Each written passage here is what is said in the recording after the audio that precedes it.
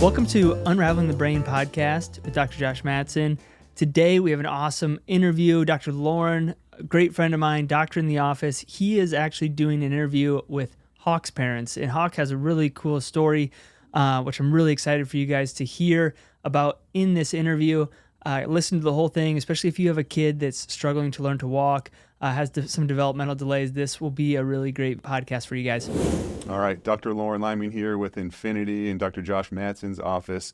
I'm here with Natasha and Billy, and their son, Hawk, is like a fan favorite in the office. Like everyone's jealous that I've got to work with him. We got to do a 2-week intensive back in March, which was a lot of fun for us, and it was like really rewarding and just like got me in all the feels and like the whole time. But they're back for a week this week. Just kind of want to talk to you guys about like what you've experienced with him, like how you found us, what we're working on, what you've done before, what's been beneficial, and then just how you feel about things. You want me to start? So Hawk basically he still doesn't have an official diagnosis. So I feel like when you have a child like that, you're just constantly building a team and doing as much as you can. And we do have a great team back home. But I think the last year we were kind of like, I feel like there's some puzzle pieces missing, or like there's things that we could do more of, or, like, especially when you have a child that you can see cognitively that there's so much in there and we just need to unlock it. So that's kind of where Infinity came in. And basically, I think we found you on social media of all places. And then we just kept seeing kids that reminded us so much of Hawk, and decided to kind of take a chance because we're in Illinois. And honestly, within the 2 weeks that we were here the first time, we saw just within the first week, so much progress and just his stability and like doing things, initiating things that that we've been trying for months to get him to do. And it took 3 steps. He was about 3 or 4 steps without his braces on. And then with you, I think it was day 2, he took 17. And then now he just came back, and I think he had 33 yesterday. Yeah. 33 without his braces on, so that's huge. And I mean, it's just everything from his eyes to even facial features, and just the little things in his hands have gotten better. So I mean, balance is insanely better from the beginning from now. So yeah, and I mean, I think the key is like he's a kid that like was helped so much by just looking at the root of the primitive reflexes, starting there. And, like I said, we have great therapists back home and great doctors, but, you can only do so much when you don't have the official diagnosis, or like the footing of just the reflexes in general being integrated and looked at. And I think that was the biggest step. And then now kind of building off of those. For sure. So one thing we hear, and like we love like home teams, like OTs at home and PTs at home and speech at home. Got them all. Yeah, and like people always ask, should we be doing these things? And absolutely. Yeah. And we often hear kids that return from intensives, or like parents that we maintain contact with, like those therapies can become more effective or more efficient, or like we get good feedback from other therapists. Have you noticed anything like just in his other like advancements in his other therapies? Like are they working on different things or new things, or what they notice, or what was the feedback from them? I would say he's in 4 therapies a week right now because we do private on top of school. And across the board, we've seen progress in all of those. And we can tell that, because his body is kind of just the body awareness is coming more.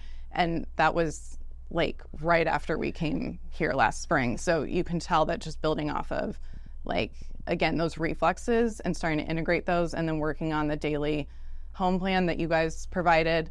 And then, putting that into practice with all those therapies. He's, OT, PT, speech, just being able to actually, I think just his brain actually being able to trigger what he wants to do is a lot of what you guys provided him. Sure. Recognition and things too. Yeah. So even now can say, it's like he can't speak, so he says, he's like, when he's upset, and you can be like, how can you point to what's upsetting you, or what you want, or what's in some, a lot of times it's, change the channel or something even little like that, or food or drink. but he can't elaborate that. So now it's like, instead of just being like, and you have to guess, You can actually it's like, physically or, you know, point any point, you're like, oh, you want your water? You know, and so that started, I think, within a month after we left here for the first time, I think. I mean, it was within that, we started seeing him, he started noticing his hands. It was like the week that we were here, he started looking at his hands and being like, wow, and it was just watching his fingers move differently. It was really cool. And that was, I mean, that was when we were still here. So when you have a child like that, it's like those tiny little, it's a big win. progress, or such big wins because, you know, you're with him every day. So one thing I always ask parents, just to get like a better plan for like treatment, is like, what's been most effective? Is it dietary? Is it some intervention? Is it therapy? Is it behavioral? Is it environmental? When I asked you guys that, like, it wasn't any one thing that you could like really point towards. Would that be accurate still? Yeah, I mean, we definitely took your recommendations on like getting him on a probiotic and getting him on is it the GAPS diet? Yeah. Was that like doing that for a bit, and kind of, we're very healthy, but we did more even, and we've noticed progress in that. But again, I think like the reflexes were our biggest thing that we saw. And then obviously all the equipment here with the lasers and everything you guys do. Reflexes probably got the ball rolling. You know what I mean? Like, yeah, because you could just tell his body finally could relax instead of just get stuck. Well, his shoulders, I mean, they were locked. Like, it was like this and everything. When he would turn, you saw that, like, the reactions of everything like that. And it's, I mean, you've seen the last few days turning his head. It's like, you're like, wow, you know, that was something that, we were initially pretty worried about. And then, you know, I think you caught that within the first couple of minutes of being here. You know, it was like, Dr. Josh found out in his exam, and then Josh saw that. Within the first few minutes, he was like turning his head, and you watched Hog kind of fall down, and I was like, oh, wow, I've never seen him do that. Yeah, and I even noticed, I think it was yesterday morning, you did, I forget what it's called, but when he's on all fours and you turned his neck and no one was holding his arms, and he didn't bend an arm at all, which was like, when he first came in, it was just like, literally falling every time. Yeah, and then there was a couple other ones too with the whole body. Whenever you guys, you know, we'd put him back. And this was something for us because, you know, we have to change his diaper or something like that. He would do that whole thing where his legs come up and he kind of turn into that. And that's almost completely gone away for the most part. He still does it, you know, especially if he falls back. But that's gone like 90% probably. So that was huge too, because he looks uncomfortable when he would do that, you know, that kind of beef. And now he looks relaxed and definitely even more confident this week from like when we were in Monday. Like, you can already tell This video is sponsored by Unraveling the Brain, which is actually my course to train doctors to help these kids in the way that we do. So if you guys know anyone and know any doctors that are in your area that, you know, are maybe interested in working with kids, go ahead and send them a link to limitlessfoundation.co so that way I can help train them so you guys have a provider close to you guys. Let's jump to the show. I've said it to you guys too, and this is one of the reasons we're in here talking about it. I think Hawk is like the perfect fit for things we do, like motor development, energy production, just getting blood flow, oxygen, energy in his brain and his nervous system, working on movement. And like when we go from 3 steps to 17 to 33 or 34, like that stuff would happen no matter what. Like whether or not you guys came in here, I feel like what we're able to do with just like specific therapy and the technology that you said is just like speed up that process. So, like when we have like before and after videos with like kids with like motor delays or working on stability, working on balance, like we show those, and some people are like, hey, like kids learn how to walk anyway, but like usually 3-year-olds are walking, but like and if you accelerate that and just increase that trajectory, that angle, I think is like, and even shave a month or even 6 months or a year off of something that all of a sudden it's like they're doing now, that only gets them going later on. Yeah, exactly. You know, it's like, okay, well now if he can do that now, what can he work on next week? And this, you know, or right now, what can we get started on? So that was again huge, because I think it was the weekend in between our first 2 weeks, the last time in March, he stood himself up on the couch and then sidestepped down to the end of the couch where we were staying, and then came back, and he had never even done a sidestep on his own. Yeah. So I took the phone out and was like, and told her, I'm like, Natasha, he's sidestepping. And she was like, oh, like, thinking he did. And I'm like, no, he went down and back. And Yeah. that was, I caught the second round of that, so it wasn't as good as the first one. But yeah, it was like, it was, so yeah, I was like, and that was in between the first 2 weeks here. So just to see that was something that was like, well, clearly something's going on here.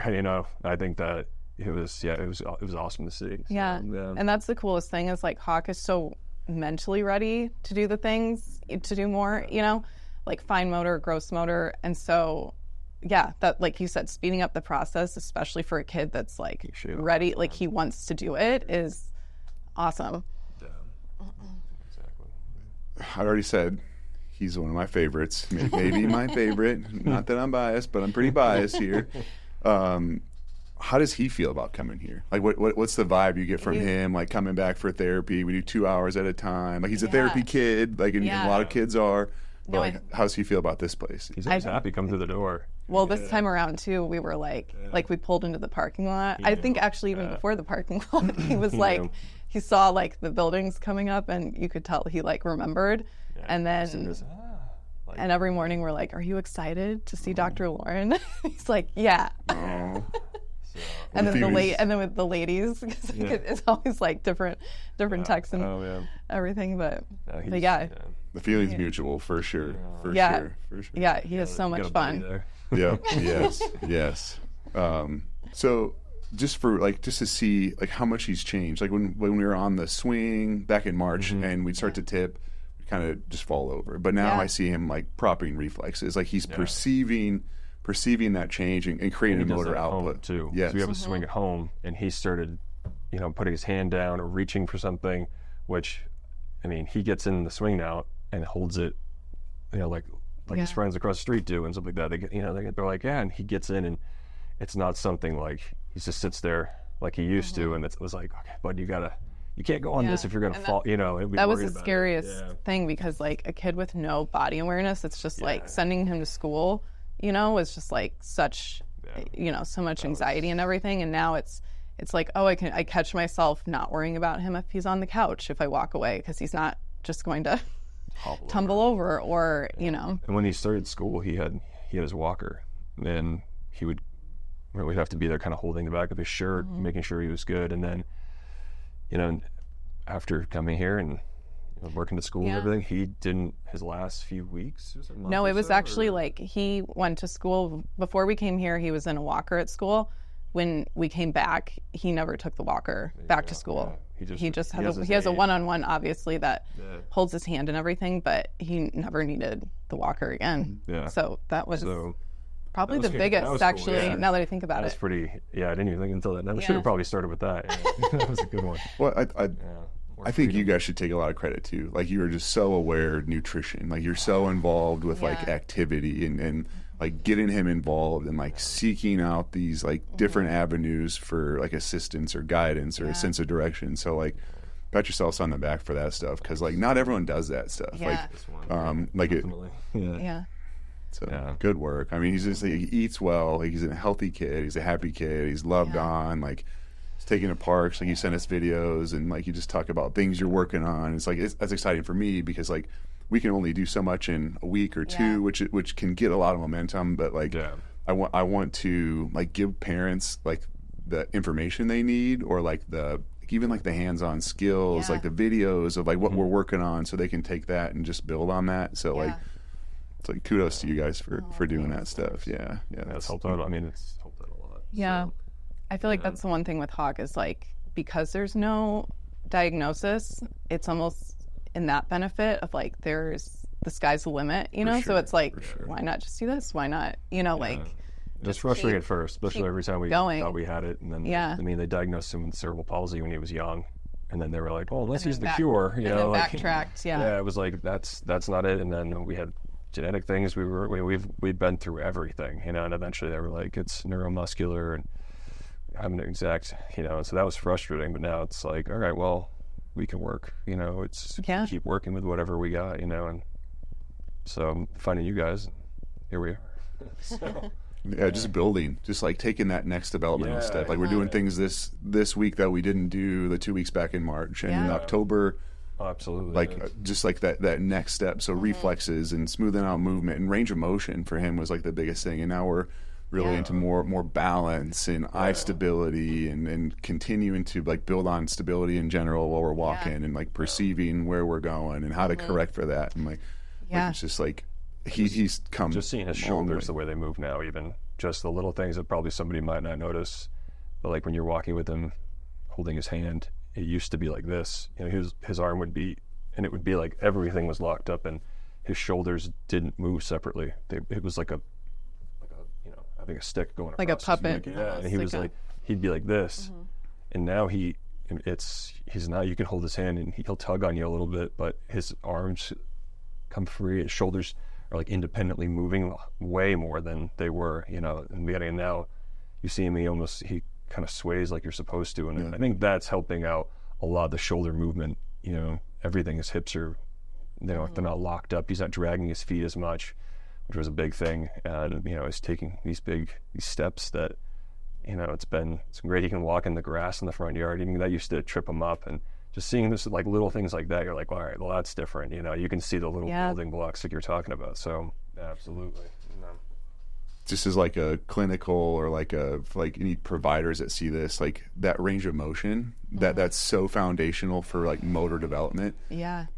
It like that range of motion is kind of like a chicken and egg with the reflexes. Like the reflexes kind of lock things up, but also you need to open up that movement, those motor patterns, in order to integrate those reflexes. So like that's something that we work on here, like simultaneous, like within that first week especially, just like opening up his world.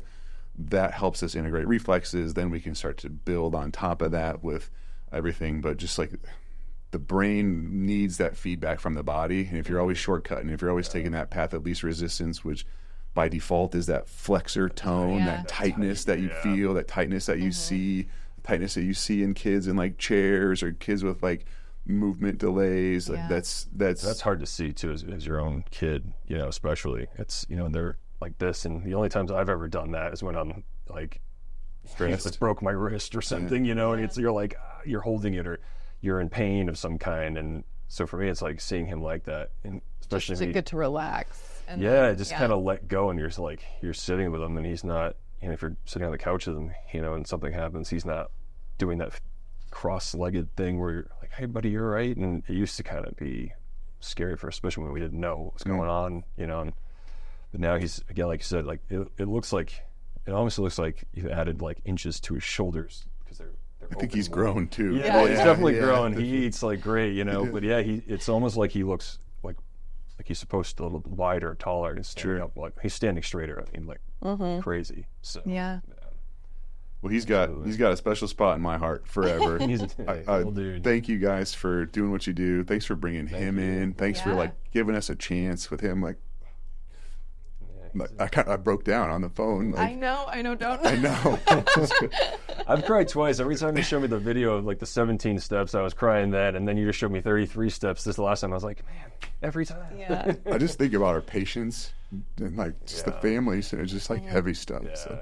Yeah. People we've met here too. It's cool because you got people like, you know, we like. I think we're so lucky, you know, even with what we have, and just people who are like, well, you know what are you gonna do? That's your kid, right? So you just gotta keep going, right? So yeah. Thanks, guys. Thanks for sharing with us. Thanks for your time. Thanks for a Hawk. Thanks for a story. I hope she's having a good time out there too. So she's having a great time. Okay, cool. It's a nice walk. Thanks a lot, guys. I really appreciate it. Yeah, we appreciate everything here. I think so. Yeah. Okay. But thanks you guys for being here and everything. Yeah.